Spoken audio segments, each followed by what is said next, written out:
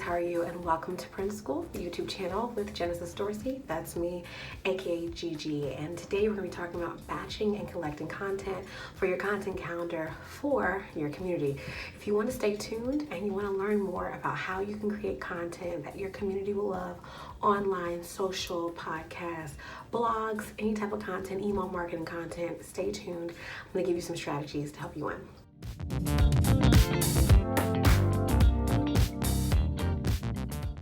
Okay guys, so we're going to be talking about batching because before we get into collecting content, batching content is why we're collecting content ahead of time. This is why I'm really big into this content calendar challenge, right, that we're doing, because this is going to help you to be prepared each month and not to be rushing last minute. Most people create content for their business last minute, and content, remember, we use content to convert, right? We're not creating content for free.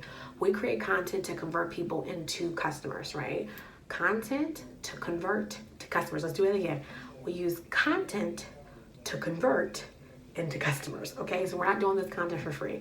We're being strategic to drive people to experience our products and services, to become more aware of our knowledge or expertise, to trust us with their, basically with them patronizing, our business. So batching is really when you do a lot of stuff at once instead of doing something like, across the course of time. So instead of me trying to work for 7 days, I'm gonna do a whole bunch of stuff on Monday and then use that stuff for the next 6 days. Got it? So that's why for social media, we don't post the day of. What we do is we work about a couple weeks before the next month. We get all the content done, the blog posts written, the social media posts created, all that stuff, and then we just schedule out the content. That's batching. Batching is when you do stuff in batches, right? Instead of me baking one brownie, I'm gonna bake 20 of them, and then I'm gonna hand them out each day, right? So what we do for content is that we create all the content ahead of time, then we schedule out the content. Or even if you don't schedule out the content, at least you have all the content done. So even if it's the day of, I don't have to think of the content. I already have all my posts saved. I already have them all pre-written, right? And that takes really the weight off of your shoulders of, what am I gonna post today? You don't have to worry about that because you batched it, right? So that is what batching is. Batching for content is probably the #1 way to stop being stressed about social media. You don't have to be stressed if you take out the time ahead of time. The problem is that most people are procrastinators, and so they don't really care about it until oh my gosh, I have to post this, or I need to create some content, or oh my God, I didn't send an email this week. You could have had your emails done, pre-scheduled, and automated, okay?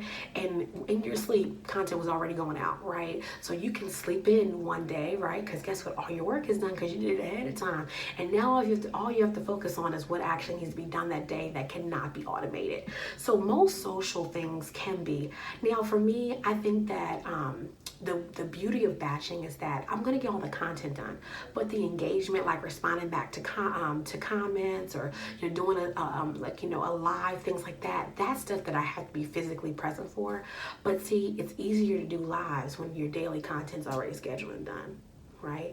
And so it makes your active actions less stressful because the ones that can be automated are already being taken care of. So definitely, this is why we're doing the challenge, so that you can train yourself to know, I should never be creating content at least 75% of my content the month of. Let me at least get the stuff that I can do ahead of time done the month before, or at least maybe 2 to 3 months before, so that I already know what's coming up. Because when you're running your business, you don't want to be that person that's always the day of, right? Because what's going to happen is that you're really not running your business healthy, right? In a healthy way. You're not running your business healthful. Is that healthfully? Is that not even a word? Healthy. I think it's I don't know. I'm trying to figure out the word I'm trying to use. Anyway, you're not running your business in a healthy manner. Much better. So you really want to remove as much stress, and preparation removes stress. This is key. Preparation removes stress. Okay, so make sure that you're doing as much as you can ahead of time so that you can actually run your business and not have it run you, right? You should not be playing tag with your money. You should not be playing tag with your business. You should know what's happening that month. You should know what the focuses are, the promotionals, the campaigns. You need to know ahead of time, not the month of, okay? So guys, anyway, I hope that you are going to enjoy this content. Let's get into how we're going to actually collect content, okay? So stay tuned. Let's keep on going. Hey guys, so let's take a quick quiz. what does it mean to batch content? Is it A, B, or C?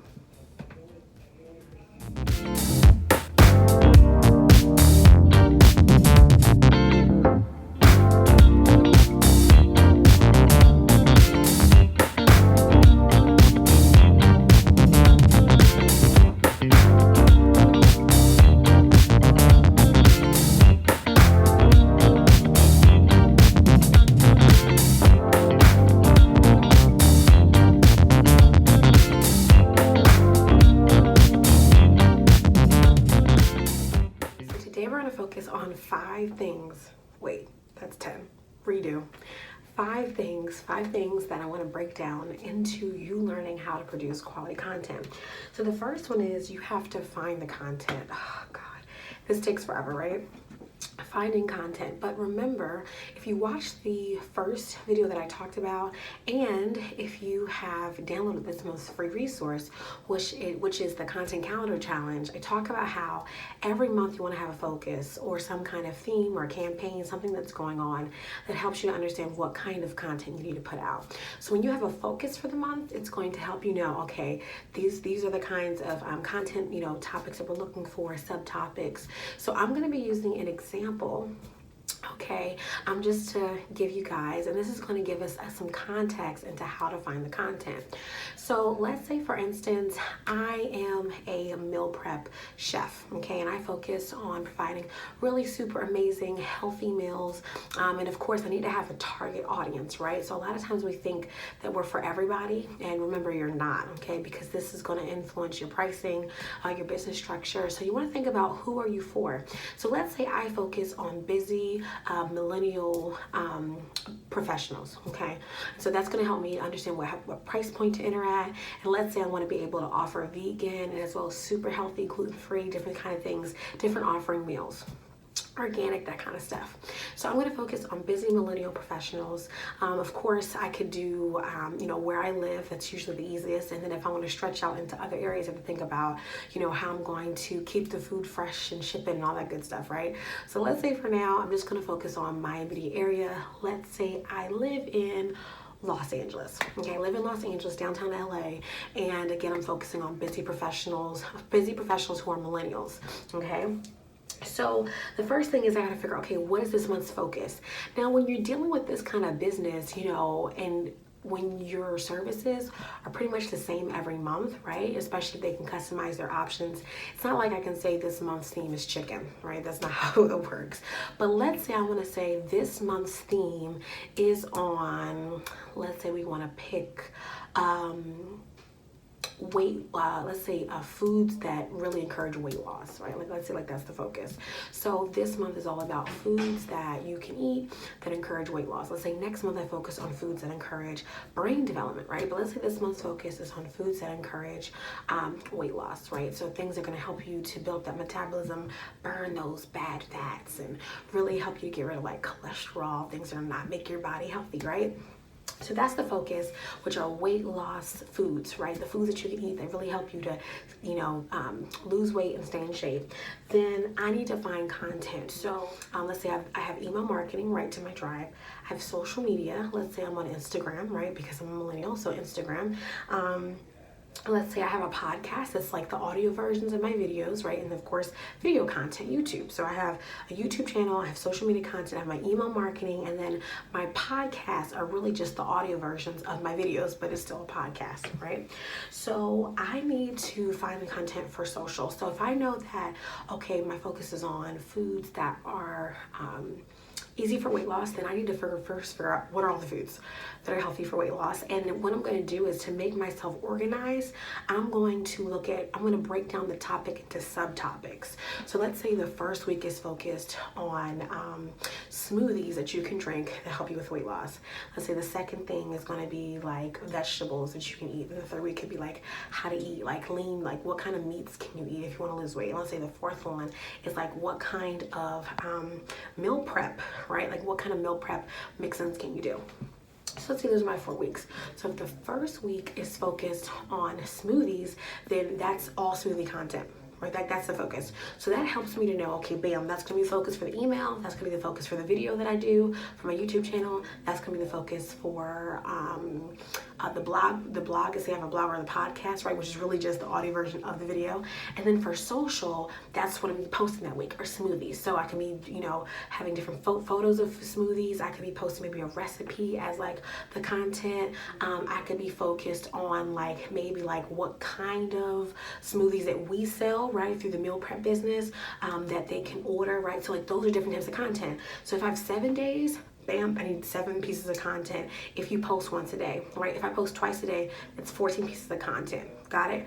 But that is that easy. So to find content, I could, of course, Google, right? You can Google, you know, easy to follow smoothie recipes. If you're an expert, of course, which you should be in your arena, you should know which ones, but you may want to look for like some cool ones to find, right? And use, of course, make sure you give credit to, like, if you're using someone else's recipe, say, hey, we got this recipe from blah.com, right?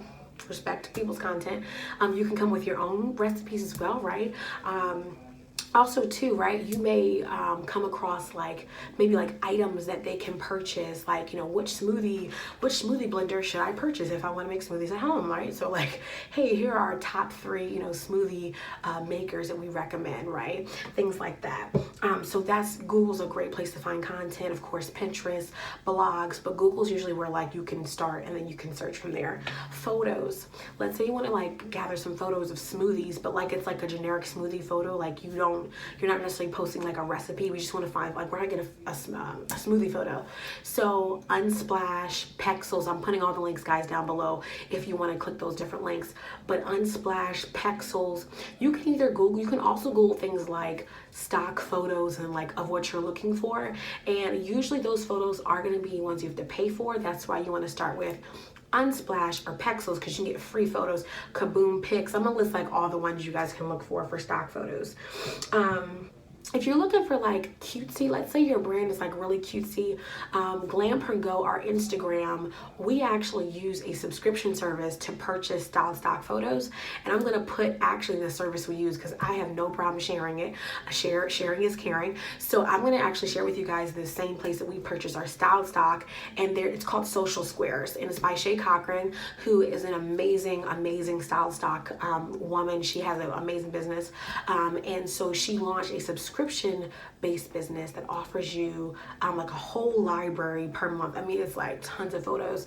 They're organized by color, and I'm even going to show, you can see some photos right here, style stock photos, right? Really the cutesy kind, things like that, but they're made for social. So they literally are like in square format. So it makes it super easy to just post and go, or use it as a background for your quotes and things like that, okay? And of course, that's for people who have feminine brands, okay?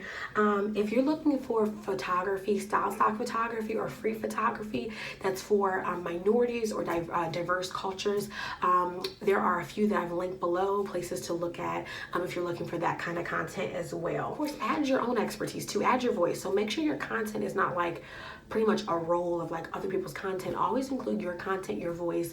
You should be prominent, okay? The third thing is you want to make sure that you organize your content. So like on my computer, when I first search for content, it's like my desktop looks like a scattered place, right? So what I do is actually I have folders, and you can, my personal preference is to use something like Google Drive or Dropbox and download the application onto your computer, so that when you are adding the content, it's actually within like a Dropbox folder, or like, you know, use Google Drive as like a download on your computer. You have a Google Drive, like, you know, the software or whatever, because you do not want to have a whole bunch of content on your computer and then you lose it because something happens to your computer, or it crashes, or you can't access it for 2 days or whatever. So I always say use a cloud service to store, but I'm going to share with you some strategies on how to store your content. So always, first of all, have folders for the year. So like 2020 content, right? Then in the 2020 content folder, there needs to be subfolders of like January, February, March, April, got it? And then in those folders, right? So let's say we're in like February 2020, right? Or whatever you're watching this, whatever that month is with the year.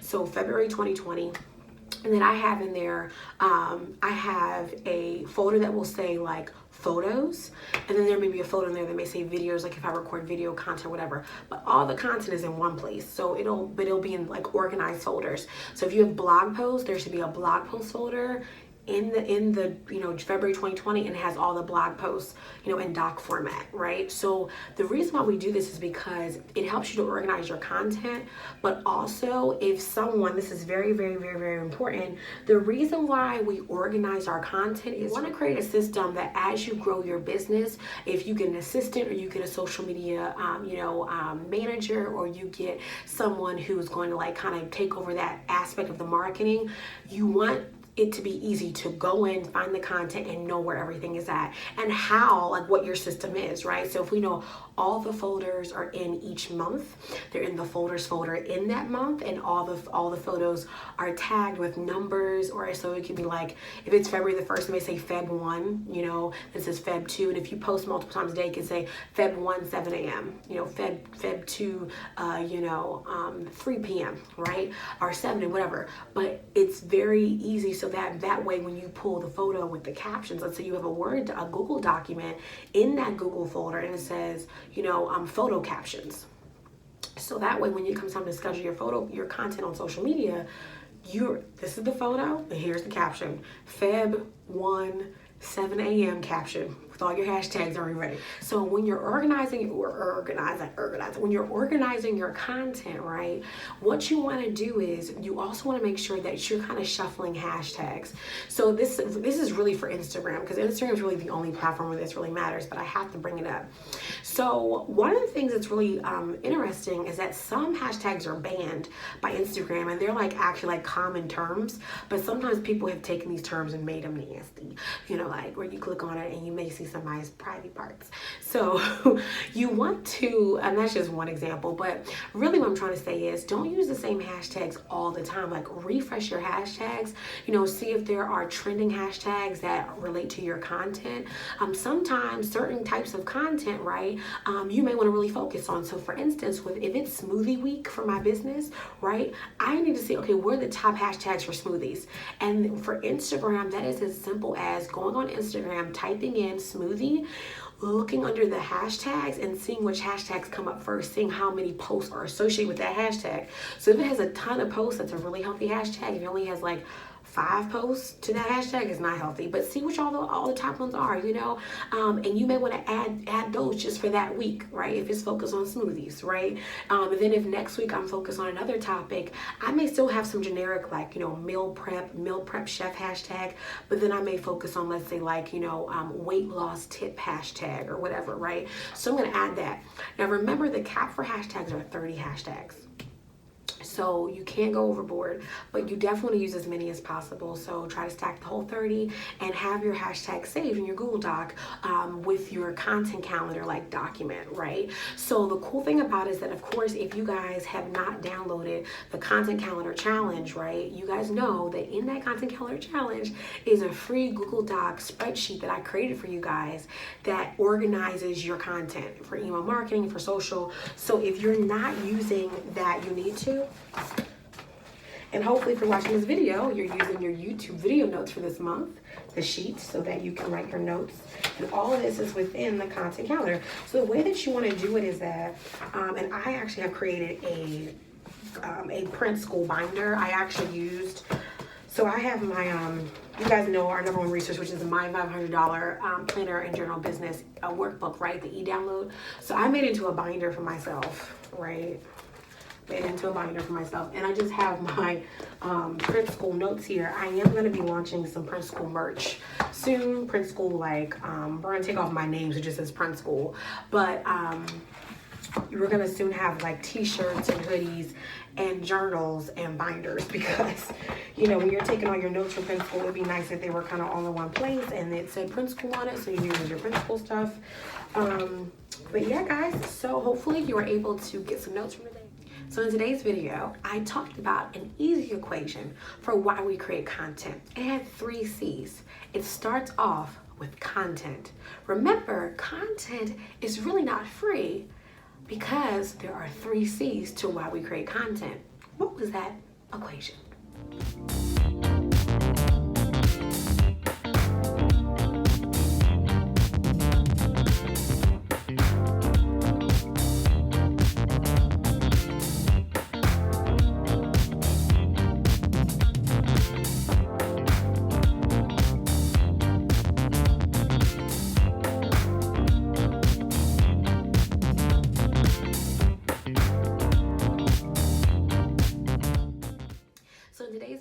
start off with an equation.